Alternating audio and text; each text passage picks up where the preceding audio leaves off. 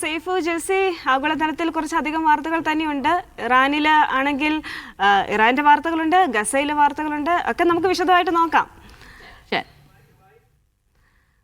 ആഗോളതലത്തിൽ ഇപ്പോൾ സജീവമായിരിക്കുന്ന ഒരു വാർത്ത അത് പശ്ചിമേഷ്യയിലെ സംഘർഷം തന്നെയാണ്. അതിലിപ്പോൾ പുതുതായി വരുന്ന വിവരം ഹോർമൂസ് കടലിടുക്ക് വീണ്ടും സംഘർഷത്തിന്റെ കേന്ദ്രമാകുന്നുവെന്നാണ്. നമുക്കറിയാം, ആഗോള വിപണിയിലേക്കുള്ള എണ്ണയിൽ 1/4 കടന്നു പോകുന്ന പ്രധാന കടൽപാതയാണ് ഹോർമൂസ് കടലിടുക്ക് എന്ന് പറയുന്നത്. ഇവിടെ വിപുലമായ നാവികാഭ്യാസം നടത്തുകയാണ് ഇറാൻ.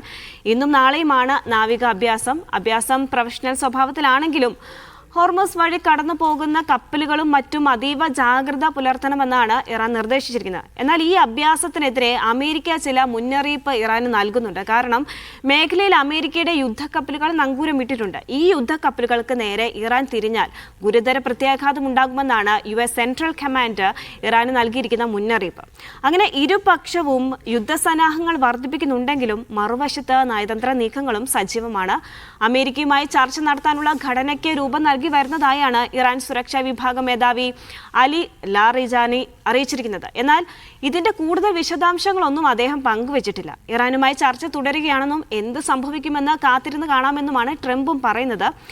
എന്തായാലും യുദ്ധം അമേരിക്ക പ്രതീക്ഷിക്കുന്നുണ്ടെന്ന് തോന്നുന്നു. അതുകൊണ്ട് തന്നെയാകും ഇസ്രായേലിനും സൗദിക്കുമൊക്കെ കൂടുതൽ ആയുധങ്ങൾ നൽകാൻ അമേരിക്ക തീരുമാനിച്ചിരിക്കുന്നത്.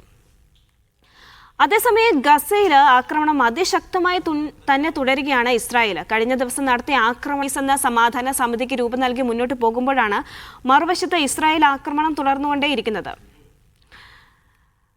എന്തായാലും ഹമാസ് വെടിനിർത്തൽ ലംഘിച്ചെന്നൊക്കെ പറഞ്ഞിട്ടാണ് ഈ ആക്രമണങ്ങളെല്ലാം ഇസ്രായേൽ നടത്തിക്കൊണ്ടിരിക്കുന്നത്. അതിൽ ഏറ്റവും മാരകമായ ആക്രമണമാണ് ഈ കഴിഞ്ഞ ദിവസം നടന്നത്. അതായത് 32 പേര് കൊല്ലപ്പെട്ടത്.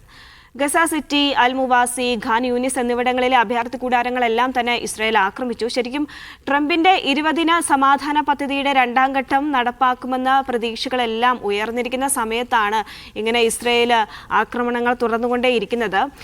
കഴിഞ്ഞ തിങ്കളാഴ്ച സമാധാന പദ്ധതിയിലെ വ്യവസ്ഥ പ്രകാരം ഹമാസ് ബന്ദികളെ കൈമാറിയിട്ടുണ്ടായിരുന്നു. അതിന് പിന്നാലെ ഇസ്രായേൽ ഈജിപ്തിനോട് ചേർന്നുള്ള റഫ അതിർത്തി തുറക്കുകയും ഒക്കെ ചെയ്തിട്ടുണ്ടായിരുന്നു. അതുകൊണ്ട് തന്നെ 2ാം ഘട്ടം നടപ്പാക്കുമെന്ന് തന്നെയായിരുന്നു പ്രതീക്ഷ. പക്ഷേ ഇസ്രായേൽ ഇങ്ങനെ ആക്രമണം തുടരുന്ന പശ്ചാത്തലത്തിൽ ആ പ്രതീക്ഷകളുടെയൊക്കെ ഗ്രാഫ് താഴോട്ടാണെന്ന് പറയേണ്ടി വരും. അടുത്തായി വെനസ്വേലയിൽ നിന്നുള്ള ഒരു വാർത്തയാണ്. വെനസ്വേലയിൽ തടവിൽ കഴിയുന്നവരെ മോചിപ്പിക്കാനായിട്ട് പുതിയ മോചന ബിൽ പ്രഖ്യാപിച്ചിരിക്കുകയാണ് ആക്ടിംഗ് പ്രസിഡന്റ് ഡെൽസി റോഡ്രിഗസ്. വിവിധ കുറ്റങ്ങളിൽ ജയിലിൽ കഴിയുന്ന പ്രതിപക്ഷ നേതാക്കൾ, മാധ്യമപ്രവർത്തകർ, മനുഷ്യാവകാശ പ്രവർത്തകർ തുടങ്ങി 100ഓളം പേരെ മോചിപ്പിക്കാനാണ് പുതിയ ബില്ല്. കഴിഞ്ഞ വെള്ളിയാഴ്ച ടെലിവിഷൻ പരിപാടിയിലൂടെയാണ് ആക്ടിംഗ് പ്രസിഡന്റ് പ്രഖ്യാപനം നടത്തിയത്. അതിൽ പ്രധാനപ്പെട്ട ഒരു പ്രഖ്യാപനം അത് കാരക്കാസ് ജയിൽ അടച്ചുപൂട്ടുമെന്നതാണ്. പീഡനങ്ങളും മറ്റു മനുഷ്യാവകാശ ലംഘനങ്ങളും എല്ലാം നിർബാധം നിലനിൽക്കുന്ന ജയിലാണ് ഈ കാരക്കാസ് ജയിൽ. അതുകൊണ്ട് കാരക്കാസ് ജയിൽ അടച്ചുപൂട്ടുമെന്നുള്ളത് ഒരു നിർണായക തീരുമാനമാണ്. മാത്രമല്ല ജയിലിനെ സാമൂഹിക സാംസ്കാരിക കേന്ദ്രമാക്കി മാറ്റുമെന്നാണ് പ്രസിഡന്റ് അറിയിച്ചിരിക്കുന്നത്. എന്തായാലും പ്രസിഡന്റ് നിക്കോളസ് മദൂറോയെ US സൈന്യം തടവിലാക്കിയ ശേഷമുള്ള ആദ്യ സുപ്രധാന പ്രഖ്യാപനമാണ് ഇതെന്ന്. പാകിസ്ഥാനിലെ ഓപ്പറേഷൻ ഹെറോഫിനെ കുറിച്ചുള്ള വാർത്തയാണ് അടുത്തത്. നമുക്കറിയാം, ബലൂചിസ്ഥാനിൽ നൂറ്റാണ്ടുകളായിട്ട് സംഘർഷം നിലനിൽക്കുകയാണ്.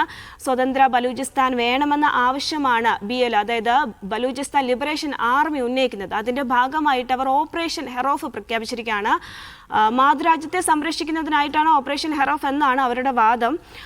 ബലൂചിസ്ഥാനിലെ വിഘടനവാദികളായ ബലൂചിസ്ഥാൻ ലിബറേഷൻ ആർമി സുരക്ഷാ ഉദ്യോഗസ്ഥരും ഈ ഓപ്പറേഷന്റെ ഭാഗമായിട്ട് തന്നെ ഇപ്പോൾ ഏറ്റുമുട്ടിയിരിക്കുന്നു. അതിൽ ബലൂചിസ്ഥാൻ ലിബറേഷൻ ആർമിയുടെ 92ഓളം വിഘടനവാദികൾ കൊല്ലപ്പെട്ടിരിക്കുന്നു. ഒപ്പം തന്നെ പാകിസ്ഥാൻ സുരക്ഷാ സേനയുടെ 15ഓളം സുരക്ഷാ ഉദ്യോഗസ്ഥരും കൊല്ലപ്പെട്ടെന്നാണ് പുറത്തുവരുന്ന വിവരം. കഴിഞ്ഞ വെള്ളിയാഴ്ച മുതൽ ശനിയാഴ്ച രാത്രി വരെയായിരുന്നു ആക്രമണം. അതിലാണ് ഇത്രയധികം പേർ കൊല്ലപ്പെട്ടിരിക്കുന്നത്.